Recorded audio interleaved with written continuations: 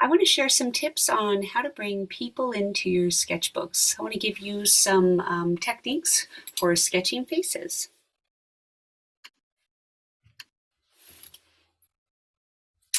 Okay, so I'm going to sketch on the biggest paper that I can. I think that helps.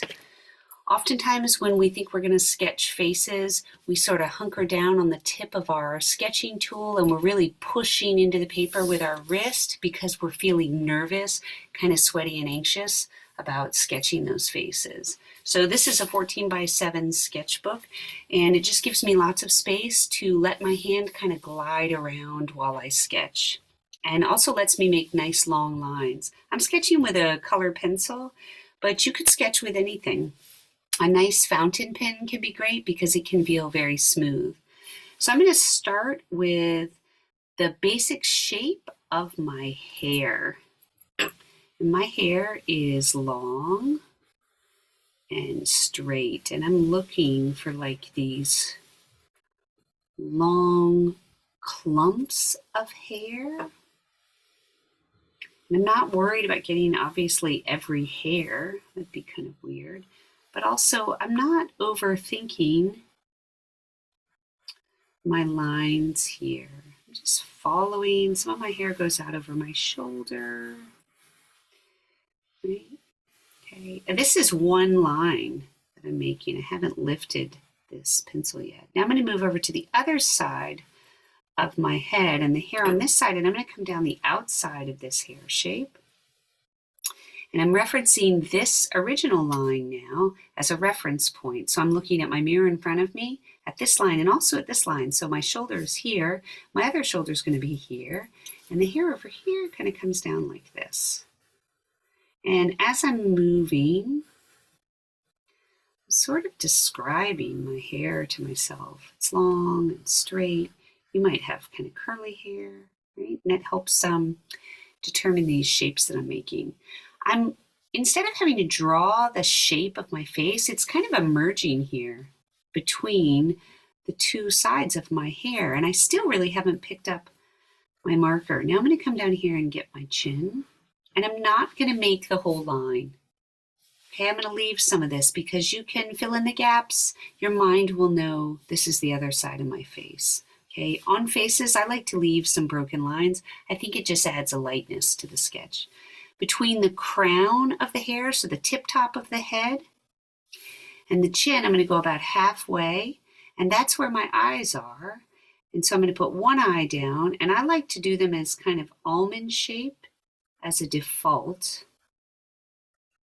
Doesn't mean that all eyes are almond shape, but it gives me just a basic shape to start with. Still haven't lifted my marker on that eye. I'm going to add maybe like some wrinkles above the eye, maybe some indication below of maybe some wrinkles, and maybe a little bit of eyelash, but not a ton. Okay.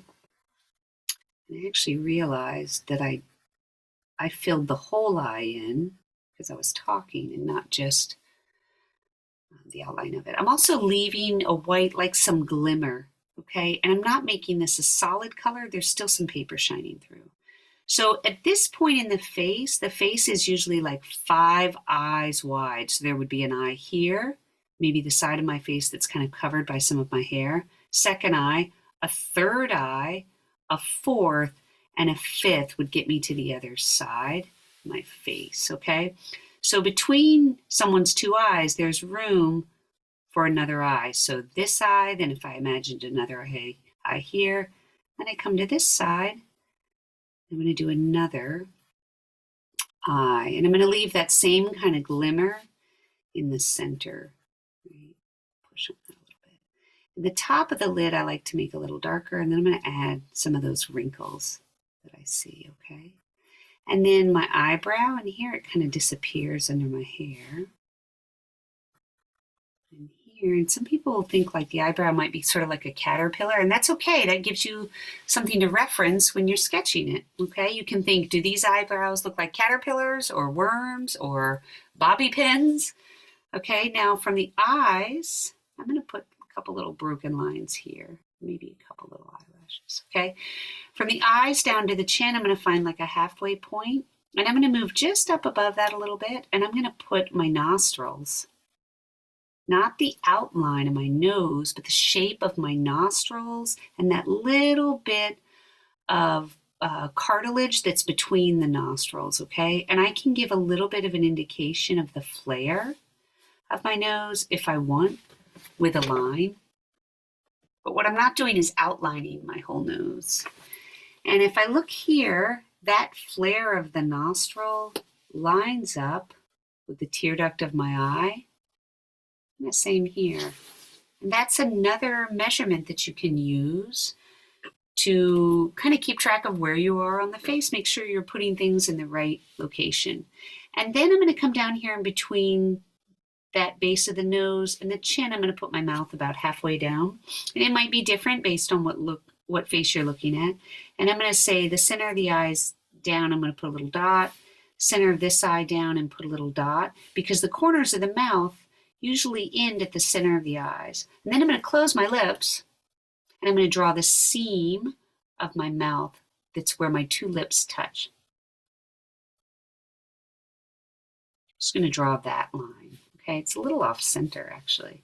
And so I kind of want to square that up. I'm going to add a little more there.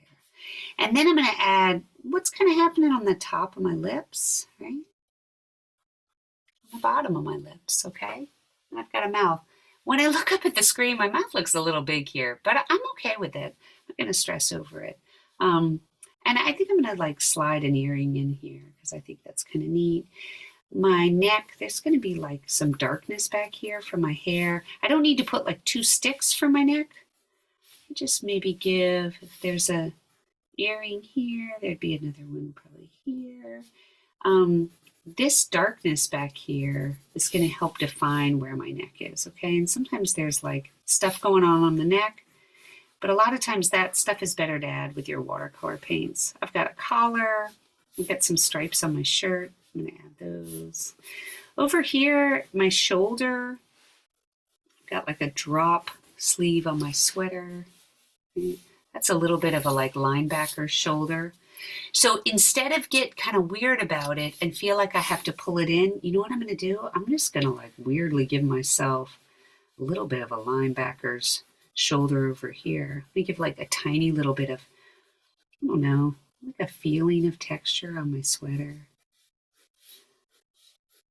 You know, if I were not doing this as a video, I might take a little more time, but I want to make sure that I can make a quick enough video that you can watch it and feel like you might be able to give it a go. Okay, so again, I start with the hair as a whole shape, sort of using some adjectives to give myself a way to sketch it. You know, in my case, it's like long, thin kind of shapes, all right?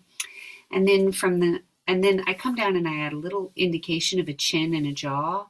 And from the crown of my head to my chin, take like a halfway point, put my eyes down. I like to start with an almond shape because for me that kind of makes sense. You could think more grape. You can definitely adjust it when you're looking at someone's eyes. And I should be able to fit one of the eyes that I sketch in between the 2 eyes. And then I put the shape of my nostrils and a little bit of that cartilage that's between my nostrils, an indication of that. I might do a little bit of a flare around the nostrils. That generally lines up with my tear ducts. And then beneath that, I concentrate on the seam of the mouth. I don't worry about everything coming together in the corners perfectly. And then I like to give somewhat broken lines for the lips. And even though I can see on the screen my mouth is definitely off a little bit, I'm okay with it. I'm just leaving it. Okay, sometimes you can give a little bit of a line under the nostril if you want, but that gives you a pretty quick overview of sketching a face and a head and bringing it onto your sketchbook page. So I hope that you will try it. Hope you have a lot of fun filling pages in your sketchbook. Sketching's so fun. Take care. Bye.